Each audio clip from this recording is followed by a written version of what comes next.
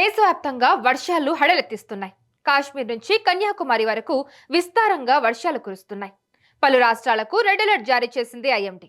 కొన్ని రాష్ట్రాల్లో yellow, orange alert కొనసాగుతున్నాయి. ముఖ్యంగా తెలుగు రాష్ట్రాలకు 3 రోజుల పాటు వర్ష సూచన చేసింది వాతావరణ శాఖ. తెలుగు రాష్ట్రాల్లో వానలు దంచి కొడుతున్నాయి. తెలంగాణకు మరో 4 రోజులు భారీ వర్షాల నుంచి అతి భారీ వర్షాలు కురిసే అవకాశాలు ఉన్నాయని వాతావరణ శాఖ హెచ్చరించింది. భారీ వర్షాల నేపథ్యంలో రేపు ఉత్తర తెలంగాణ జిల్లాలకు ఆరెంజ్ అలర్ట్, 14 జిల్లాలకు యెల్లో అలర్ట్ జారీ చేసింది వాతావరణ శాఖ. ఇవాళ జగిత్యాల, సిరిసిల్ల, సిద్దిపేట, జనగాం జిల్లాలో అతి భారీ వర్షాలు కురిసే అవకాశాలున్నాయని హైదరాబాద్ వాతావరణ శాఖ ప్రకటించింది. దీంతో ఈ జిల్లాలకు ఆరెంజ్ అలర్ట్ జారీ చేశారు.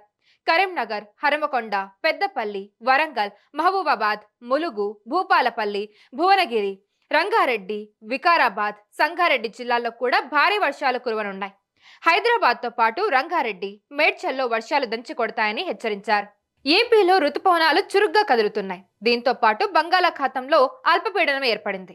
ఉపరితల ద్రోణి కూడా ఆవరించి ఉంది అని, దీని ప్రభావంతో ఏపీలో 5 రోజుల పాటు వర్షాలు కురిసే అవకాశం ఉందని వాతావరణ శాఖ తెలిపింది.